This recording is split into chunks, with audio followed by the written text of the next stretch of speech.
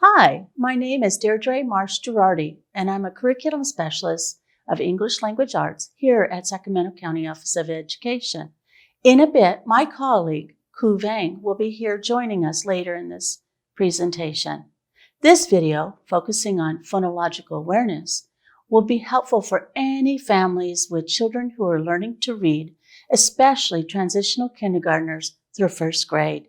Preschool-age children will benefit as well because playing with the sounds of language is an important building block to learning how to read. You might be asking yourself, what is phonological awareness? Well, phonological awareness is the ability to recognize and manipulate the spoken parts of words, including rhymes, syllables, and phonemes. By playing with words and sounds in different ways, parents and family members can support the development of phonological awareness, which in turn will one day help children to read. Phonological awareness involves the sounds and sound patterns of alphabetic languages such as English, Spanish, and Arabic. Children can learn to hear, recognize, use, and manipulate sounds and words long before they are ready to do these same activities in print. It is vital they get that extended exposure. This can take place through activities, songs, and games that can be played any time of the day. Now that we've learned about what phonological awareness is, let's explore phonological awareness, what it looks like. Children develop phonological awareness through activities that are focused on listening and oral practice. This means we do the activities with just the sounds and words we hear and say. Phonological awareness activities can be done with our eyes closed. Let me show you what I mean by eyes closed. Close your eyes and open your ears. I'll say a word and you tell me the sounds you hear in this word. 10. What are the sounds you hear in 10? Yes, you are correct. The sounds in 10 are t, e, n. Did you notice how you didn't need to see the word to do that activity? Keep in mind, the activities are playful and game-like. It is fun to include some type of movement with these. As you will see later in this module, it can be simple hand movements and fun dances. Phonological awareness in young children develops predictably. Here is a list of phonological awareness skills that most children develop in preschool through the beginning of first grade. Recognize and produce rhyming words. Name the beginning, middle, and final sounds of words. Add or substitute individual sounds in simple one-syllable words to make new words. Blend sounds together to make words. Break words apart into their individual sounds. Children begin to recognize and produce rhyming words in preschool through early kindergarten. They are then able to hear individual sounds and manipulate these sounds in words. Here are a few examples of what this looks like. Which two words rhyme? Stare, steal, chair. Or another example, hickory dickory dock, the mouse went up the. Or, do Mary and Martha start with the same sound? Yes or no? By the time children are in first through third grade, they should be able to orally put sounds together to make words. The sounds in the word are sh, up. What's the word? Shop. Or the sounds in the word are w, a, t. What's the word? Wait. And be able to break words apart into their individual sounds. Say each sound in the word she, sh, e. Say each sound in the word man, a, n. Today we're going to focus on 3 skills: rhyming, oral blending, and oral segmenting. Ku and I will share some fun ideas with you to support your child's ability to hear and make rhymes, to orally blend, which means putting sounds together to make words, and orally segment, which means breaking apart words into their individual sounds. Let's begin with rhyming. What's rhyming all about? Rhyming is the ability to hear or produce words that sound the same or have similar endings. Remember, we are focusing on sounds and not how words are spelled. For example, notice cat and rat rhyme because they both have the same sound or repeating pattern at the end. Another example is key and bee. Notice they have the same sound or repeating pattern at the end, but not the same spelling. Keep in mind that nonsense or silly words can be used when you are rhyming. Remember, this is an activity that can be done with your eyes closed. A great way to introduce or practice rhyming with your child is by reading a lot of fun rhyming books, poems, and songs. Act silly and have fun. The more fun you have with the rhymes, the more your child will notice the rhymes and enjoy the activities. Exaggerate the silliness of the rhyme. Mother Goose and nursery rhyme books are a great way to get started. Also, books such as Llama Llama, Red Pajama are perfect examples of how rhyme can be super fun. For more examples of popular rhyming books, go to PBS Kids for Parents website. Also, for nursery rhymes, go to nurseryrhymes.org. Here is another fun and easy way to have your child practice rhyming, called In My Box. This is how you play this game. First, find a small box, not too small because you'll want to put a few items and pictures into this box. For this game, you don't need to use all of the objects and pictures. You can save them for a later quick game. Remember, phonological awareness activities are quick and fun and can be also done anytime when your child needs a brain break. Next, you'll hold the box and choose a picture or item and show this to your child. Say the name of the item or picture and have your child repeat. Tell your child to come up with a word or words that rhyme with this picture or item.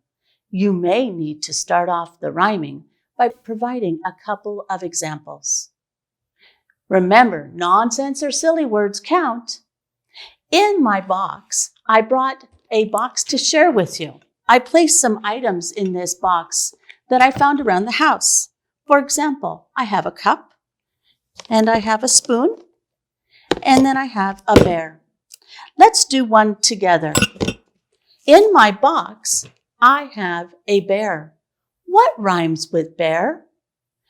Excellent. Yes, pear, stare, and underwear rhyme with bear.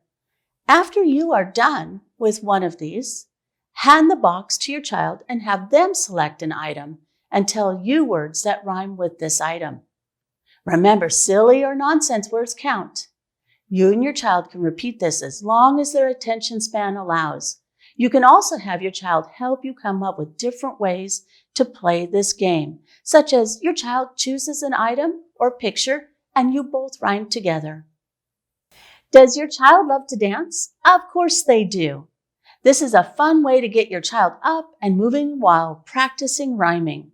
This game is played like this. Play the music and have your child dance and move around. Stop the music and have your child freeze. Say a word and have them say another word that rhymes with your word. Repeat as long as your child's attention span allows. It helps if you think about some words you would like your child to rhyme. Start with easy words such as cat, dog, cup, and door. Of course, you can modify this by having them freeze if they hear words in a song that rhyme, or they can make up a song with rhymes that they can dance to. This is a great way to build phonological awareness and get exercise. I enjoyed sharing some fun phonological awareness activities that build your child's rhyming skills. My colleague, Ku Vang, will share some more activities to support your child's oral blending and oral segmenting skills. Thank you, Deirdre. Hi, my name is Ku Vang. I am also a curriculum specialist of English Language Arts here at the Sacramento County Office of Education. I have some more activities to share with you, showing how you can make phonological or sound awareness fun and interactive. Deirdre shared some ways to build your child's rhyming skills. I will share some ways to develop your child's oral blending skills. Before I share the activities, let's define oral blending. Oral blending is putting individual sounds together to make words. For example, if the sounds are b, at, I will blend or put the three sounds together to make the word bat. Notice the individual sounds b, at, and t are written with slashes around them. This shows that they are sounds, not letters. Let's take a look at a few fun activities you could do. In my box is the same activity that Deirdre already introduced to you. But this time, instead of making rhymes, we are going to ask the child to put sounds together to make the words. Remember, for this activity, you will need to get a small box and place some pictures or household items in it. These pictures or items can be toys, utensils, or anything you have around your house. Be sure to only include pictures or items with 3 or 4 sounds. Once you have your box with the pictures or items, choose an object from the box. Say the sounds for the names of the picture or item. Have your child blend or put the sounds together to make the word. Finally, show the item to your child to confirm the name of the item. I'm going to show you how this activity works for oral blending. I have my box here. My box is filled with items I had around my house. Let's do one together. In my box, there's a dog. What's in my box? Excellent. Yes, it is a dog. After you do one, pick another picture or item and repeat. There are lots of ways families can work to develop a child's oral blending skills. Most activities require no paper or pencil, which makes them perfect for when you are doing something with your child around the house, like setting the table, making the bed, getting dressed, or even on a drive in the car. Playing with words is as simple as giving your child the individual sounds of a word and having your child put the sounds together to make the word. There are different ways to give the sounds for the words you want your child to blend. One way is to give the sounds in a sentence such as, make your b-ed. Another way is to give the individual sounds for the word such as k-at. Then have the child say the word. Remember, the slashes around the individual letters show that they are sounds, not letters. Keep the atmosphere fun and game-like. When playing with words to build oral blending, there are many words you can use. We have provided a few lists of words to help you get started.